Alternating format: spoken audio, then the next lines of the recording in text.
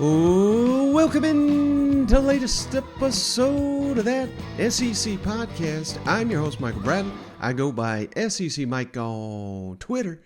And hey, I'm flying solo for this episode.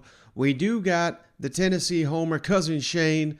I got a little audio clip we're going to play from him because we had major news, college football news, not necessarily SEC news, but it could have SEC ramifications because, of course, everybody knows by now, Southern Cal and UCLA jumping from the Pac-12 to the Big Ten. So thoughts on that before getting to our latest team preview, the Florida Gators. So stay tuned for some Florida Gators breakdown like we've been doing here, Fall Camp Preview Edition. If you missed it, we've done Tennessee, Arkansas, Kentucky. Now we're on to the Florida Gators. But before we get to that, just stunning news here in the world of college football. And if you had any doubt that we were going to the Super Conference format after Texas and Oklahoma joined the SEC, well, the Big Ten is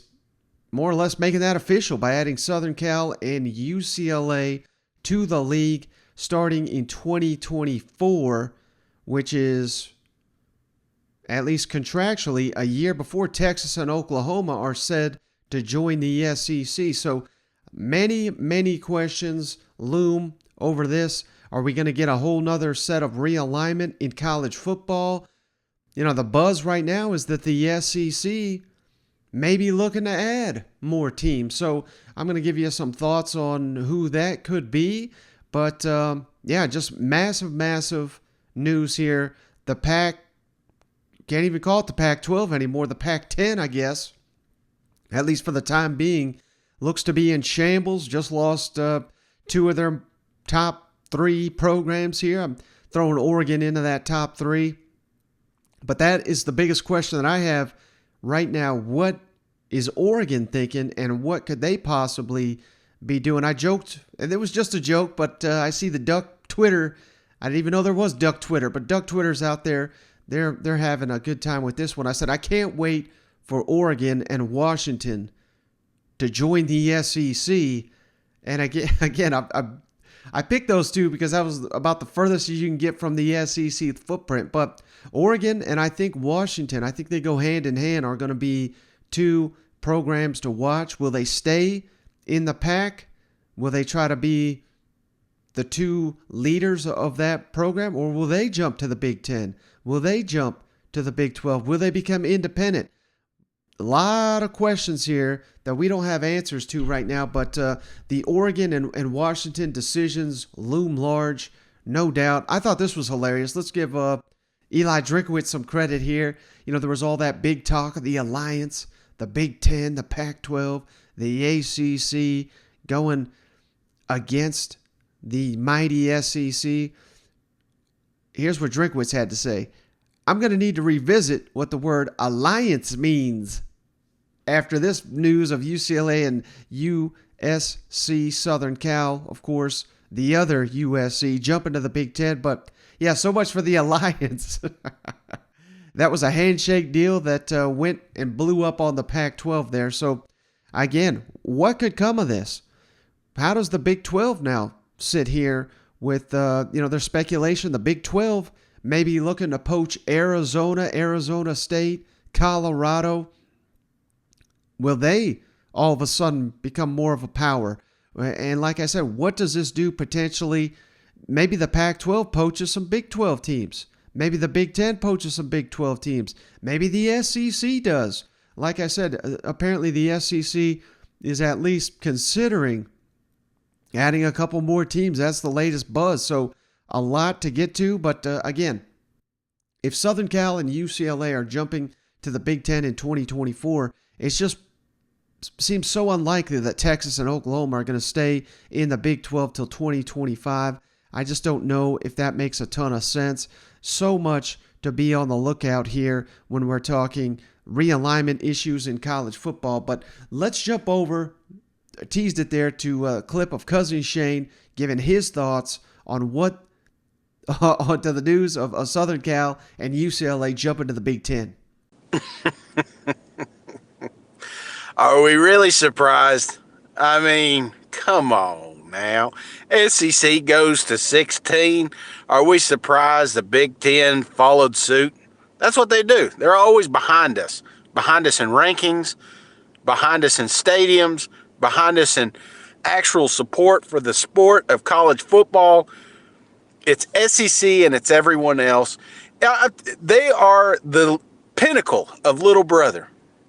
Seriously, if you look at the greatest conference in the country, no doubt in my mind it's the SEC. And if you order it off Wish, guess what you get? The Big Ten. These boys went out there to California, found them a couple ball clubs there in USC and UCLA. Could you imagine these two playing in Michigan in November? Hell, half that staff probably ain't even seen snow. So this is just another ploy to try to compete with us, and they never will. Just get your damn football and go home. So I appreciate him coming through with that clip right there. But if the SEC was going to take some teams, I've kind of put it into tiers here of who I think they would be targeting. Before we get into these teams, you have to make note of this because most of the teams that make the sense for the SEC are all the ACC programs. Now, if you're unfamiliar with this, the ACC has all their conference teams locked into what's called the grant of right deals, and that's until 2036. So we're talking over a decade from now. And why that's significant, it is written into this ACC contract. Any team that leaves the ACC, it doesn't matter for what league, let's say Clemson, that's the one everyone's looking at right now. If Clemson were to leave the ACC for the SEC, they could do it, but because of the grant of right deals, Clemson would surrender their annual TV money, which in the SEC I believe would be around $55-60 million every single year until 2036. That money would go directly to the ACC. So there would be, essentially, there's no money in it for these schools to leave, no television money, and that is where the vast majority of the money comes nowadays. So unless this grant of rights deal gets blown up or there's some loophole to get out of it, it just seems very, very unlikely that anybody in the ACC is going to be leaving that conference for the time being. But that being said, I have put this into tiers of the teams that I think make the most sense for the SEC, and we'll start. A lot of ACC teams on this list, admittedly, but I just wanted to start with that grant of rights information. How about this one? Again, this is, I'm calling this tier 3, the ones that I would want the least out of these rankings, but still some attractiveness here. Louisville, with their obvious connections to Kentucky, and could imagine Louisville, they'd fit in naturally playing Missouri and Tennessee and South Carolina, and it makes a lot of sense there. Wake Forest, I think, is another one that you'd possibly consider. But again, small academic school, not the alumni base that the SEC is looking for. NC State, of all the programs in the state of North Carolina, NC State is kind of mid-tier in my opinion. It doesn't make a ton of sense. And I just don't think that fan base is big enough to be an SEC program, but that's why it's in tier 3. And how about Baylor? I think Baylor would make some sense with Texas and Texas A&M coming into the SEC, give you another Texas in-state program. I like the direction there, their new stadium and everything. So those are my tier 3 teams. Tier 2, Miami. I put these out there, and everybody is jumping on Miami. I got a ton of faith in Mario Cristobal. The man's a recruiting machine. I think he'll have the Hurricanes being much better on the field in the years to come, although I don't know how good of a coach Mario Cristobal really is. But they're in tier 2 because, I think they're overrated as a program. I mean, they don't have their own stadium. It's off campus. They can barely get people in that stadium. They do not have a loyal following down there in South Florida. They have a small enrollment. It's a private institution. There's just so many things that the antithesis of an SEC program. It really is. And now we got this renegade booster down there, John Ruiz, the billionaire. Hey, more power to him. I love the fact that he's doing what he can to make his college program elite. But no, I don't think the SEC wants any part of Miami and their small program and their off-campus stadium and just everything that goes with Miami. I just don't think that's a great fit for the SEC. I truly don't. But one team I think that does make a lot of sense and would add an extra footprint to the conference is Virginia. Now, they're not even the number one program in that state. We'll get to them in a minute, but Virginia does make some sense for the SEC. Again, you get to reach into that footprint if you're the SEC. You know, they've been down for the better part of a couple decades, but there is a strong tradition there at Virginia. Same kind of deal with West Virginia. You break into that state, those fans are wild and crazy. This is an SEC fan base. I just don't know, it adds nothing when you're talking about recruiting footprint. I don't think it's a very populous state, so, minimal gain, but still, I like the fit of West Virginia's school and their fans and everything like that. But maybe a little too northern for the SEC taste. But how about this one? I don't think this one can be overlooked. Oklahoma State. We're worried about Oklahoma losing that annual game with their in-state rival. Well, we'd get it here if we get Oklahoma State. And Oklahoma State has actually been a better team than Texas in the Big 12 the last decade. So a lot to like about Oklahoma State. We might finally get Mike Gundy in the SEC after all if the SEC were to absorb Oklahoma State. So they round out my tier 2 of programs the SEC should look at. Tier 1, already hit on this team, Clemson. I realize, South Carolina, you're already in that state. They would be opposed to it, but they'd get on board quick, I think, when you start to see how much money you're bringing in. And hell, the reality is this is where we're at right now in college athletics. If there's an opportunity to add a program like Clemson and the SEC doesn't do it, that means Clemson is probably picking up the phone and saying, hey, Big Ten, come get us. And that's going to put the SEC at a disadvantage. And then all of a sudden you got the Big Ten having a footprint in SEC country. So that's the reality. You cannot look at this any other way than that, in my opinion. Clemson's been an outstanding program. They may have a goofy-ass head coach, but they've been a strong program, and they've got a fan base there that will support that move to the SEC. I think they would embrace, kind of like we've seen Texas and Oklahoma. They're already chanting the SEC chant. I think Clemson would get right on board with that as well. And then Florida State, basically the same thing. And some people wonder, well, why Florida State, not Miami? Much, much stronger tradition down there. Much better fan base. They still, lately they've been god-awful, but for decades they've sold that place out. Bobby Bowden, Jimbo Fisher, their track records speak for itself. You can build a football power down there as long as you don't got Mike Norvell running that thing. So I think Florida State makes a ton of sense. And again, you just cannot remember, geography's out the window here. So anyone saying, well, Clemson, Florida State, they wouldn't jump to the Big Ten. Well, why in the hell would Southern Cal and UCLA? I mean, everybody's up for grabs in this scenario. So Florida State, Clemson, keep them out of the Big Ten, add them to the SEC, and you're just keeping this entire region that's already on lockdown. Yeah, I mean, you're getting the other two football powers in the region. I think it makes all the sense in the world. And if you really want to expand the footprint, add 2 more elite brands. North Carolina, everything you'd be getting with the basketball program would just be extra. I know their football program it rarely lives up to the hype, but just getting the SEC into the North Carolina footprint, that's where the SEC network's located. I assume most of the audience knows that, but it's pretty wild that we have the SEC network based out of North Carolina. We don't even have a conference affiliation in that state. So North Carolina, I think, is the crown jewel right now, standing out there. And again, I really do think the Big Ten is likely going to make a call to North Carolina and probably Duke, if we're being honest, to try to get them to join the Big Ten. So there is something there that if the SEC is not proactive, they could be losing their stranglehold on the South So that's a big reason why I think these moves should be made. And then last but not least, in my tier 1, Virginia Tech.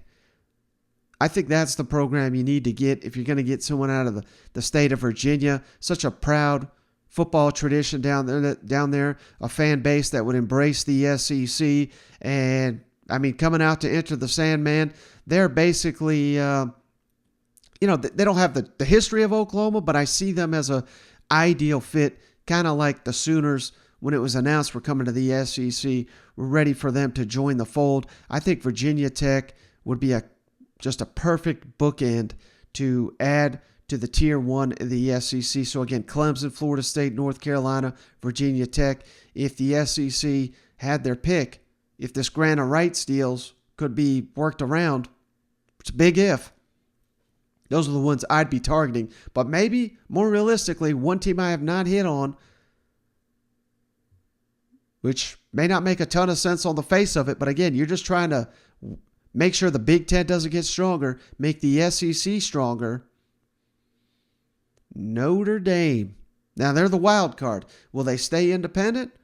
I don't know. I don't know how this is going to work because sooner rather than later, what we might really have is just the SEC playing SEC, the Big Ten playing the Big Ten.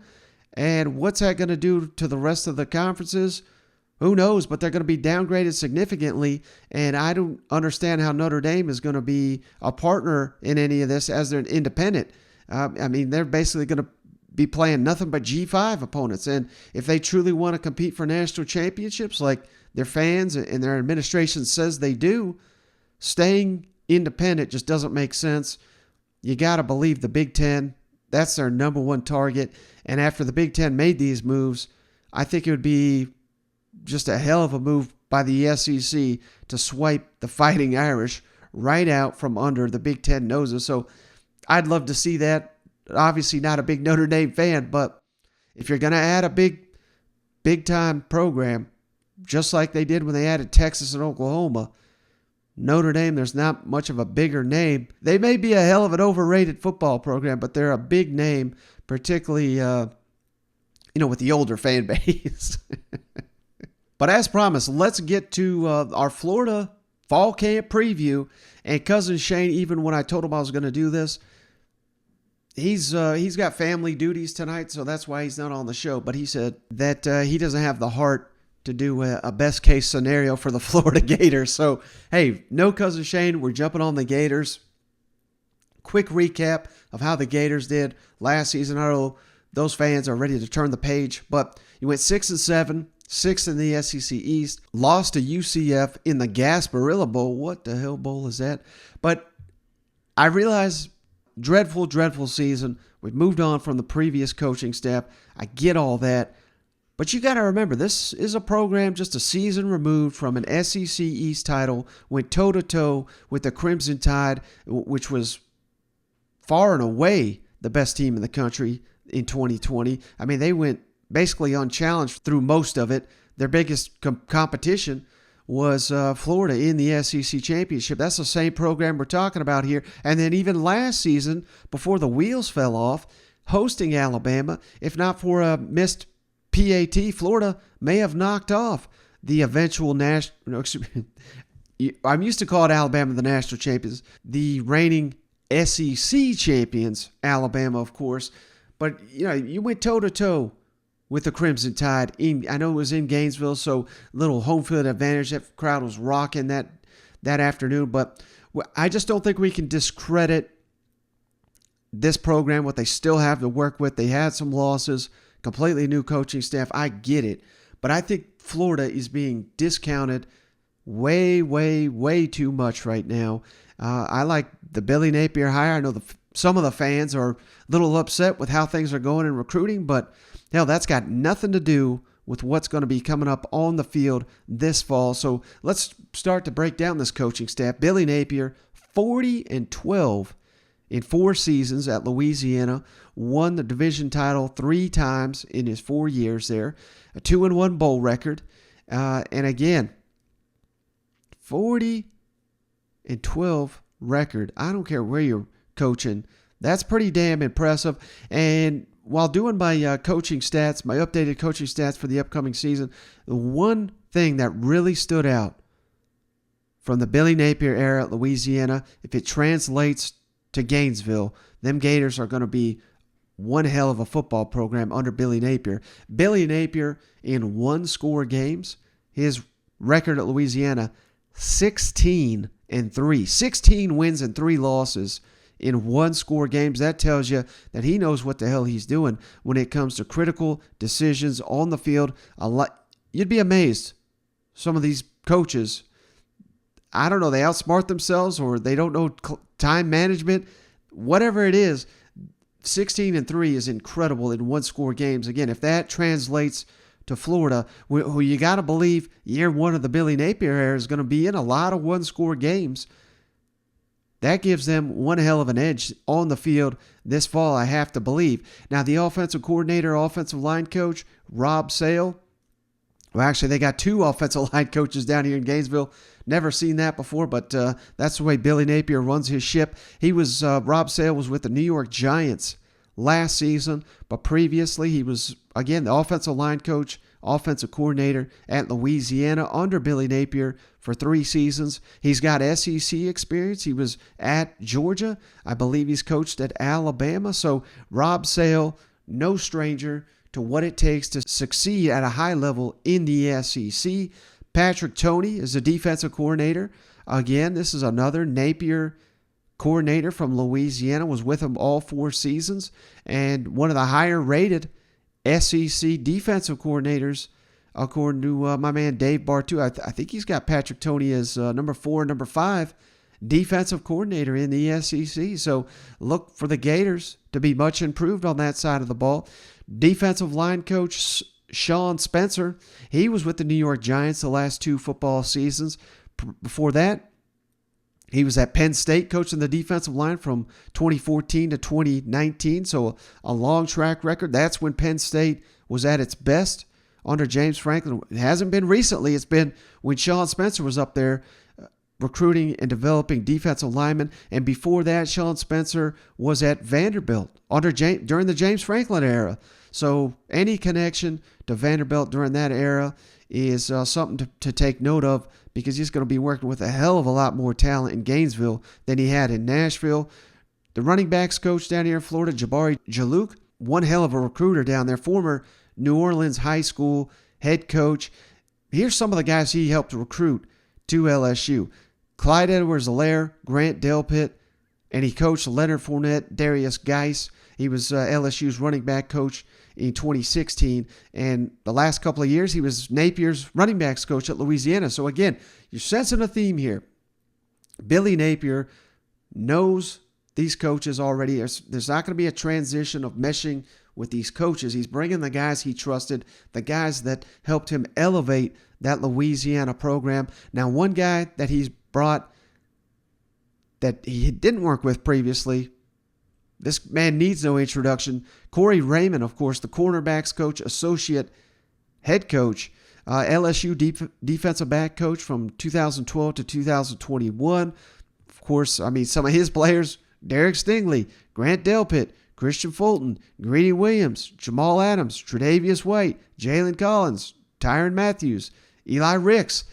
I mean, just some of the best defensive backs to ever suit up in the SEC. Corey Raymond, there is no better defensive backs coach in the country. And Florida, that looks to be your strongest position group on defense this season. Now you got an elite coach coaching them up. So the secondary should be outstanding there. Year one under Billy Napier. The inside linebackers coach, this is a hell of a hire too. Jay Bateman, who the last couple of years, he was the defensive coordinator at North Carolina. Things didn't go their way the last year or so on the defensive side of the ball. I get it, but again, you're not hiring Jay Bateman to be your defensive coordinator. You're hiring him to be your linebackers coach. And before that, he was Army's defensive coordinator. And if you haven't been following Army, I don't blame you if you haven't, they have had a renaissance the last couple of years. A lot of that has to do with Jay Bateman getting that defense up to speed with Jeff Monken's triple option attack down there. So, hell, that's a hell of a linebacker coach down there in Gainesville. Kerry Colbert's your new wide receivers coach. I love this hire. He was Southern Cal's receivers coach the last couple of years. Some of the guys he coached, Drake London, Jordan Cameron, Michael Pittman, Amon-Ra St. Brown, Robert Davis, multiple draft picks among that group right there, coached by Kerry Colbert at Southern Cal. Now he's tasked with coaching up a position group at Florida that, we need to get more out of these receivers. A tight ends coach, William Pegler. Now, here's an up-and-coming guy that he didn't even coach tight ends last season. He coached running backs at Michigan State. Why is that important? Of course, Kenneth Walker Jr., one of the breakout stars in the country last season. Pegler was named Football Scoop Running Back Coach of the Year last season, and he's another one has got previous working relationship with Billy Napier. He was at Louisiana in 2018. So Billy Napier knows what he's getting in his new tight ends coach. Trust this guy coming off a record award-winning coaching season up there in Michigan State. Another great hire. And then Mike Peterson is our outside linebackers coach. All Florida fans know that name. Outstanding linebacker during the Steve Spurrier era down there in Gainesville. He was at South Carolina the last 5 seasons, coaching up guys like Kingsley Enagbare, DJ Wanham, Bryson Allen Williams, Darius English, some fine defensive players there for the Gamecocks. That was a big loss, in my opinion, for the Gamecocks, but a big addition to the Florida Gators coaching staff.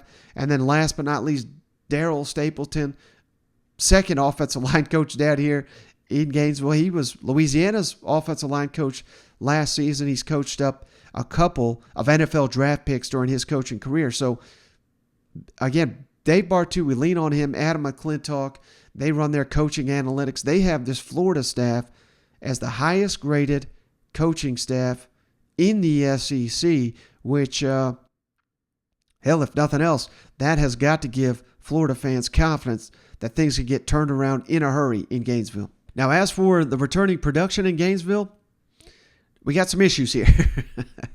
Passing yards, only 17% of your passing yards returned, but I think most fans are pretty fired up about that because that means Emory Jones, of course, off to Arizona State, and Anthony Richardson inserted as your starting quarterback. AR-15 had only 529 passing yards last season. Rushing yards, 32% returning. Naquan Wright is a leading returning rusher with 326. I know Richardson had close to 300 yards rushing, if I'm not mistaken, but they're going to be relying on the transfer portal to help this unit. We'll get to that in a minute. Receiving yards, returning only 46%. Justin Shorter, leading returning receiver with 550 yards last season. Offensive line starts, 64% returning. Again, we'll be leaning on the transfer portal to help that unit. So not a ton of production returning for the Florida Gators on the offensive side of the football. But I'm not sure that is that big of a deal, to be honest with you, because it is Billy Napier putting in a completely new system. If this was Dan Mullen still, and we're still running the Dan Mullen offense, I'd be a little bit more concerned. When you're changing everything over, yeah, I mean, you certainly value experience, but it's not experience in this system. So I don't know how much carryover that would really help. Now, on the defensive side of the ball, we are returning 75% of our tackles. Trey Dean is the leading returning tackler with 88. Tackles for loss, 56% returning, with Brenton Cox had 14.5 tackles for loss. Sacks, 53% of that production was returning. Brenton Cox had 8 there. And interceptions, 77% returning for the Florida Gators. So the defense returning a lot more production than the offense. And I think that speaks to what we're going to be seeing here in Gainesville this fall, year one, under Billy Napier. More of the ground and pound, relying on that defense, limiting mistakes on offense, low scoring, one possession type games, which again fits what Billy Napier is trying to do here. But as far as the roster breakdown, I mean, that's kind of what we have to be dealing with just based on the returning production that we got in Gainesville. Now, breakdown of the transfers. Florida certainly suffered more than most. And, it starts with linebacker Mohamed Diape, who's now at Utah, which of course opens the season against Florida, which makes it seem pretty personal that he went to Utah. I don't know. I have no idea if that factored into his decision, but I do recall when he left, he just said he wanted to compete for championships and clearly just didn't have faith that Florida can get that done this season. But you got to imagine they're going to not welcome him back with open arms week one. So maybe they'll teach him a little something about coming into the swamp as a visitor. Jacob Copeland, leading receiver, off to Maryland. That was a big blow. Chris Bogle, linebacker, off to Michigan State. Tyron Hopper, off to Missouri. So linebacking core taking a hit there. Of course, already mentioned Emory Jones off to Arizona State. Gerald Mincey, the offensive lineman, to Tennessee. And then just recently here, DeMarcus Bowman, the running back, off to Central Florida to go join Gus Malzahn and the Cast-Offs down there in the whatever league that is down there they're playing in, the minor leagues to be sure. But breaking down the incoming transfers, it's got to start with Osiris Torrance, who he was at Louisiana under Billy Napier, and just check out his resume. 2019 freshman All-American, 2020 second team Sun Belt, 2021 first team Sun Belt, and it started with Chris Lowe, the great Chris Lowe, ESPN, had Torrance preseason All-American right out the gate. That's the expectation. So when I say the offensive line, we're going to be leaning on transfers, it starts with Torrance, who just tore it up down there in spring practice. Already the best lineman on the team, according to people that were able to view practices. And he may be getting help from a familiar face because Montrell Johnson, another Louisiana transfer, 2021 Sun Belt Freshman of the Year, followed Billy Napier to Gainesville, led Louisiana with 14 rushing touchdowns, second on the team with 838 rushing yards. Nice 1-2 punch here via the transfer portal that should really help Billy Napier's offense. And then Ricky Pearsall from Arizona State. Arizona State leading receiver last season in yards and touchdowns, started 11 games. Should really, really add to this receiving core that is looking to add weapons. They're a little devoid of that in spring. They got 3 or 4 guys they can count on, but they really need Pearsall to deliver, come in, make an impact. So another good pickup. One that's kind of flew under the radar, Jalen Kimber from Georgia. He was a 2020 high school All-American, played only 1 game last season before going down to injury. So Florida, like I said, they have a stout defensive backfield. May not even need Kimber to be a star this year on the field, but he's a hell of a nice addition to add some depth to this secondary. And then, of course, Jack Miller, Ohio State quarterback, now down here in Gainesville. He's your backup. He was a 4-star in 2020 recruiting class, played in 4 games for the Buckeyes last season. We got to see him in spring. Didn't look spectacular. Certainly looked like no chance that he challenges Anthony Richardson. I don't think anyone's expecting that, but he is a nice depth piece and someone that could potentially develop in this Billy Napier offense. And then last but certainly not least, another offensive lineman for Louisiana, Cameron Waits, 6'8", 373 pounds. Good night.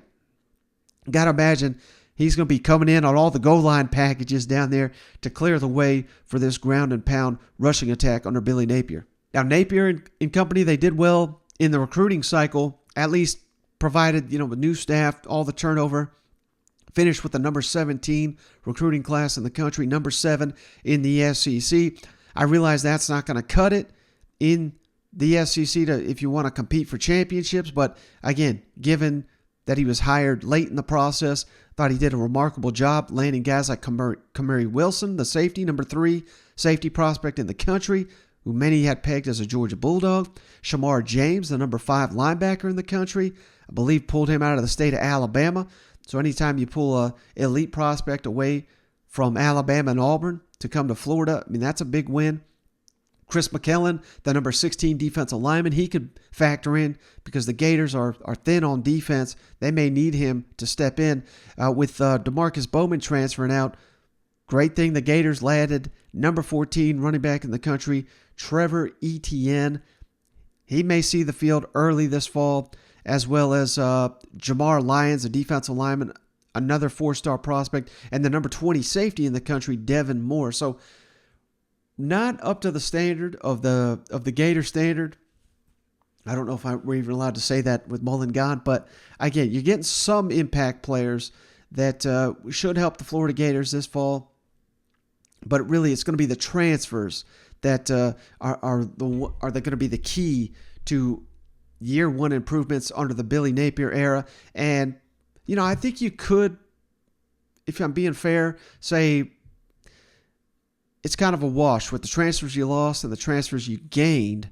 But I will give the edge Florida Gators, saying they gained more via the transfer portal solely because so many of the players they added are familiar with Billy Napier's system and should seamlessly fit into what the Florida Gators are going to be doing, breaking in. Hell, they may even have an upper hand on a lot of the guys that were already on the roster. So when you factor all that in, I think Florida came away a winner out of the transfer portal this offseason. Now, as far as breaking down the roster, starting with the offense, it's tough on offense, but I'm going with the running backs. I think the running backs are the best group, and I think they're going to be relied upon heavily in this offense with Naquan Wright, Lorenzo Lingard, Montrell Johnson. We mentioned the transfer, and we just got done talking about Trevor Etn.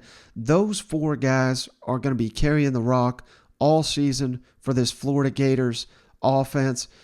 Offensive line, I went with the second best unit. Osiris Torrance from Louisiana, again, headlines that group. But we're returning a lot of experience here on the offensive line with Richard Garage, Ethan White, Kingsley Ugonkin, Josh Braun, and Cameron Waits, the incoming transfer, in addition to Michael Tarquin. So this is a unit that certainly has underperformed last season, I think it's fair to say.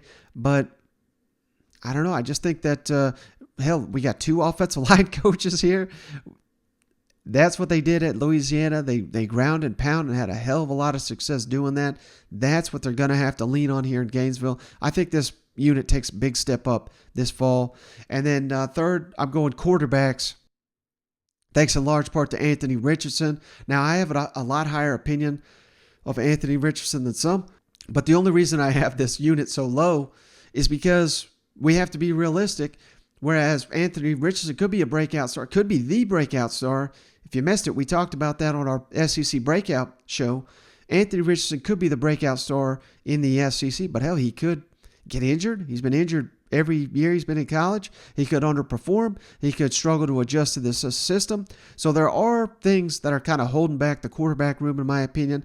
And I just don't have a ton of confidence in any of these backups to go out there and win you games in the SEC with Jack Miller, Jalen Kitna, and the freshman Max Brown. Not saying these guys can't do it, but I just not seen anything of them that suggests that they can do that. So that's why I got the quarterback room a little bit lower here in Gainesville. Next up, I got the receivers, Justin Shorter, Xavier Henderson, Trent Whittemore, and Ricky Pershaw, and then Jaquavion Fraziers. That's basically, I think, all the guys we can rely on at this point in time. Now, you got some talent, Marcus Burks, Jordan Pouncey, but those are not game breakers, at least based on what I've seen up to this point. So receivers, you're trending towards the bottom of the list, in my opinion, in the offensive depth chart, but doing better than tight ends, who I got dead last year. Keon Zipperer, he's got talent. Dante Zanders, Nick Elksness, and Jonathan Odom. I'm not saying this is a bad group, but I think it's a thin group and one that we had to transition a bunch of linemen on the defensive side to have tight ends in spring. They were so banged up. So just not sure what to make of this unit at this point in time under Billy Napier. Now, as for the defense, I already hit it at it. Defensive backs, that's going to be our strength here in Gainesville this fall. Corey Raymond has got a lot to work with Trey Dean, Jason Marshall, Trevez Johnson, Rashad Torrance, Jaden Hill, Jalen Kimber, Avery Helm, Jordan Young, who had a big spring game, the freshman Kamari Wilson, and don't forget Jadarius Perkins, who was a junior college pickup that Florida was excited about last fall. Is yet to live up to the hype, but just another added piece of depth. And hell, he's you're talking 6th, 7th, 8th guy on the depth chart, not a bad guy to have. I think he was number 1 corner in the junior college ranks 2 seasons ago. So defensive backfield is deep, it's talented, it's loaded. That's going to be your strength of the football team, I think, down there in Gainesville. Now, as for linebackers, you got Ventrell Miller, who we know he got hurt last year. The defense fell apart. So that right there should tell you his value to the football team. Amari Burney, DeJuan Black, Derek Wingo. We've got some nice pieces here.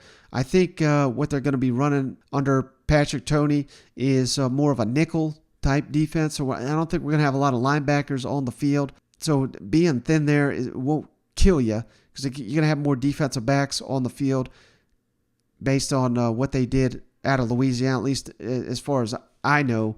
And then defensive line, I love the starters, but we're very thin here on the defensive line.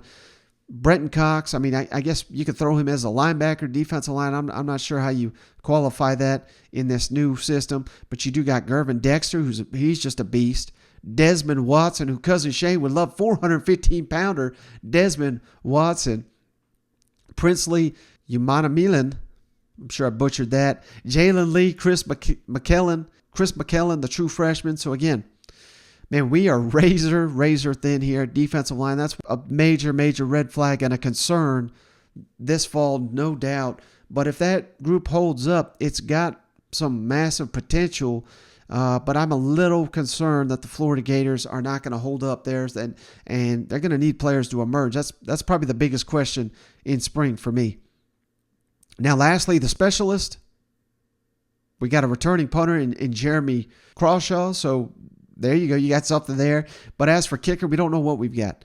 Now, we got Trey Smack, a touted freshman coming in, and a walk-on Adam Mckellen, who he made a 52 and a 48-yard field goal in the spring game. I believe that 52-yarder was the longest kick in spring game history. So he's got him a leg. We've got some options. But, you're asking me if we're throwing a true freshman or a walk-on out there in a critical situation. I'm a little nervous if I'm Billy Napier. But, that's just the current status of the kicking game in Gainesville. Now for Shane's favorite part of these fall camp breakdowns, optimistic look at the upcoming schedule for the Florida Gators. And again, I've got my orange and blue tinted sunglasses on as I'm breaking down the schedule. Best case scenario, right out the gate, the Utah Utes. I keep hearing Florida's got no chance in this game from a bunch of the other fans in the SEC. They think Utah is going to come down to Ben Hill Griffin and just roll them some Gators. And hell, they might. If Utah's that good, they're that pissed that Southern Cal and UCLA are leaving the Pac-12. They want something to prove. But I really think when they get in that swamp, when they get in that heat, they get in that humidity, I don't think they're ready for this. I really don't. And I think that's going to hurt them in the second half particularly. Utah has to come out firing on all cylinders, which is difficult when you're going across the country in the season opener. No cupcake game to get you fired up for this game, to get you prepared for this game. I think Florida's going to pull the upset. I really do. And I think that's going to be the springboard to a big season. And I've said it before. Billy Napier has got nothing to lose heading into this opener. Because like I said, everybody's counting him out. I think even some of the fans are looking at that game and saying, well, I just hope we have a good showing. I don't know what we're going to get here with the first game of the Billy Napier era. But hey, scared money don't make money. He's on house money in this Utah game. So give me Florida to come out pressure-free, get this first win of the Billy Napier era happens against what many people have as a top 10 team, which, let's be honest, if Utah was in the SEC, they'd probably be on par with Auburn this year. I mean, hell, I think Auburn would probably beat them. Well, maybe not. But you see what I'm saying. Utah, I respect other programs, but it ain't the SEC. So give me a break on all that talk. Give me Florida right out the gate, 1-0. And then Kentucky. I mean, I've kind of been hinting at this, but man, I just think this is going to be all the motivation in the world for the Florida Gators. Dan Mullen basically got fired the day he lost to Kentucky. I mean, that was the beginning of the end for Dan Mullen. Florida Gators, all they do is beat Kentucky for what was it, 40 some odd years until Mark Stoops and company started getting hot and beating them 2 out of 4. But that's why Billy Napier's down here. I think as good as Kentucky is, if you just presented roster A and roster B, one was Kentucky, one was Florida, blind test, I think the vast majority would pick Florida's roster. And the game's in the swamp. It's at night. I'm going Florida to win that game, and I don't think that's much of a stretch. I really don't, because I don't think there's a huge separation between these two teams heading into the season. Now, USF, get the hell out of here. That's a pick your score type game coming to Ben Hill Griffin. I'm sure they'll be eager to prove something, but I'm pretty sure that coach is basically on the hot seat this year. That's how great he's doing down there at USF. So give me 3-0 Florida Gators coming up to Rocky Top. Cousin Shane, cover your ears, because why in the hell would I pick Tennessee to beat Florida when Florida is beating them, I think it's 16 out of 17 times. That's all Florida does is beat Tennessee Vols. And they beat a Tennessee Vols that are hyped and expecting greatness. And next thing you know, I mean, hell, even with Treon Harris, Florida went into Neyland Stadium, and Will Muschamp is the damn head coach and beat the Tennessee Vols. I mean, you can't pick Tennessee to beat Florida in good conscience unless you're hammered. Sometimes we drink on this show. I think we're drinking anytime we pick Tennessee to beat Florida. So give me Florida. There's just no chance in hell you could talk me into Florida losing to Tennessee until we actually see it. I don't care what the preseason rankings or the magazines say. Give me the Florida Gators to be 4-0, heading back home for Eastern Washington. Oh, my God. Eastern Washington. Oh, my God. This game ain't even worth breaking down. This will be one where Jack Miller will probably have the whole second half, if not 3 quarters, to break down this defense. So give me 5-0 Florida Gators with Missouri coming to town for homecoming. This is a little bit of a rivalry here. Maybe it's lost some muster with Darth Vader getting fired there, but I know this game means a lot to Missouri and Eli Drinkwitz and company, but it's in Gainesville. You know, this game has, Missouri fans will tell you, they play Florida tight. They always have. They've actually won in the swamp before, but I got to go Florida here. Getting all the momentum after the early start, 5-0. I don't think that's a stretch at all to say. Now this is going to be a big one. LSU comes to town, and there's just a lot on the line for both these coaches. Brian Kelly, Billy Napier. Of course, Billy Napier passed over for that LSU job, not even in consideration for reasons I don't understand. But I don't think old Brian Kelly knows what he's getting himself into when he comes down here to Gainesville. I really don't. So, hey, this is a complete toss-up, no doubt. You're getting the home field advantage. I think potentially you got the better quarterback, better defense here. Give me the Florida Gators unbelievably here. 7-0. Imagine after all this couple of weeks of angst and frustration from Gainesville to be 7-0 in the Billy Napier era. I really don't think that's very unrealistic, but I say all that good stuff to say the party's going to end right after that, because you do got 2 weeks to prepare for Georgia in Jacksonville, but I just don't see any path, particularly with we hit on it, that defensive line, how thin it's going to be. Georgia Bulldogs are just going to lean on you for 4 quarters, and even if you put up a good fight, I just don't think there's any chance that Billy Napier and company have of beating Florida. So again, that's another one. You go in it with house money, man. Just hope you can kind of keep it a competitive game in year 1 of a new coaching staff, facing the defending national champions, first loss of the season.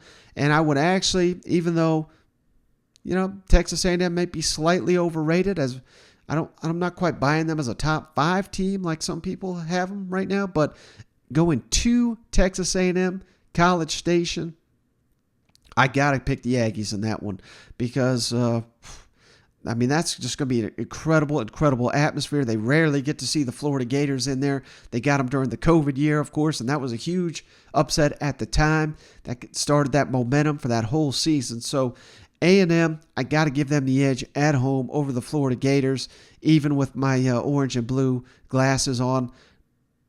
South Carolina next comes to the swamp. revenge game for the Florida Gators. I could easily make the case that South Carolina, again, I think they're going to be significantly more improved.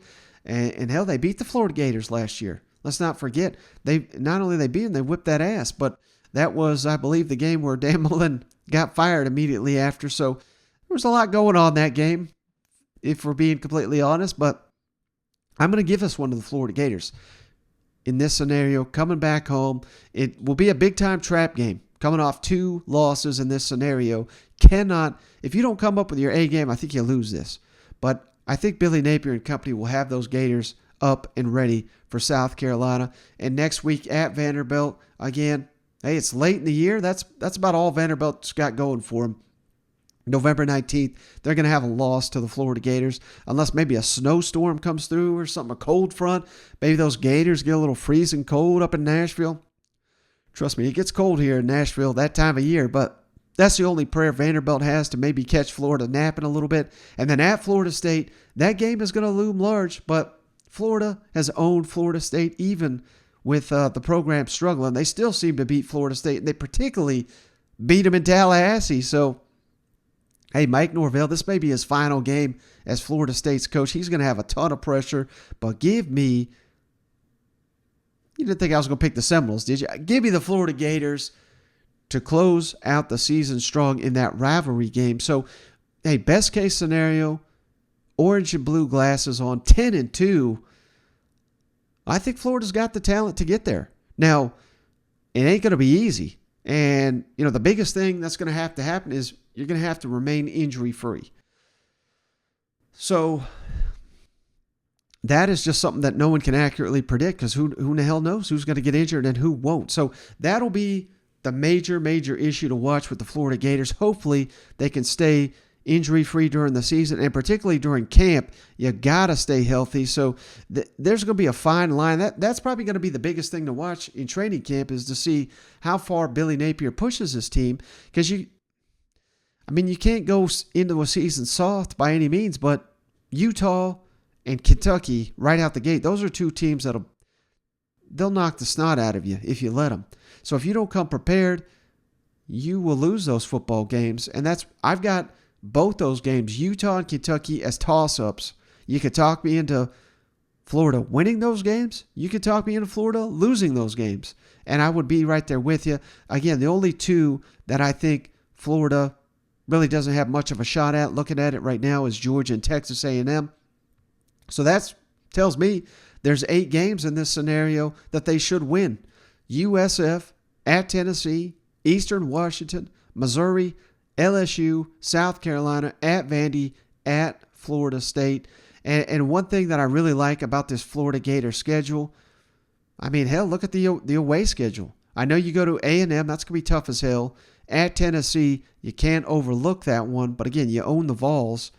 At Vanderbilt, give me a break. At Florida State, a place you win more than you lose. This is one hell of a favorable home schedule. Of course, you get Georgia and Jacksonville every year, but I cannot express enough how disrespected I think the Florida Gators are being this preseason. And I think there's a hell of a lot better chance they climb the SEC East ladder than they do stay at the bottom of it, finishing 6th again. I just don't see much of any way that happens, unless, God forbid, injuries. Maybe Anthony Richardson doesn't live up to the hype, which coming out of the spring, he looked like $1 million. So I don't see any scenario where that happens. But it's really going to come down to how healthy they can be, particularly on that defensive line. The offensive line is not particularly deep either.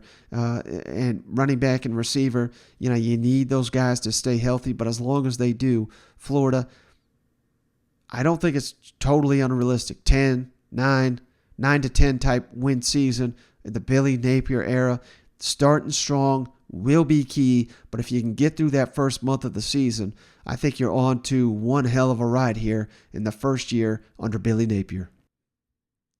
But all right, hey, that's going to do it for this episode of the show. And be on the lookout. I may put one out over the weekend too, because hey, SEC Media Day is right around the corner. So I have got to pump out these team previews. Otherwise, we're just simply going to run out of days. We've only got, as you're listening to this, we've got 10 business days from SEC Media Day. So And we've got 11 teams left to do. So I'm almost forced to put out some during the weekend. So be on the lookout for that. Maybe a show on YouTube and however you get your podcast over the weekend. Another team preview. Hopefully, Cousin Shane, I anticipate he'll be back for the Monday show. But hey, that's going to do it for this episode of the show. I do appreciate each and every one of you for hanging out, and the kind words. The growing support of these team previews has been outstanding. I can tell you guys are really appreciating all these deep dives on all these teams. But hey, that's going to do it for this episode of the show. Have a great weekend, and we'll catch you on the next one.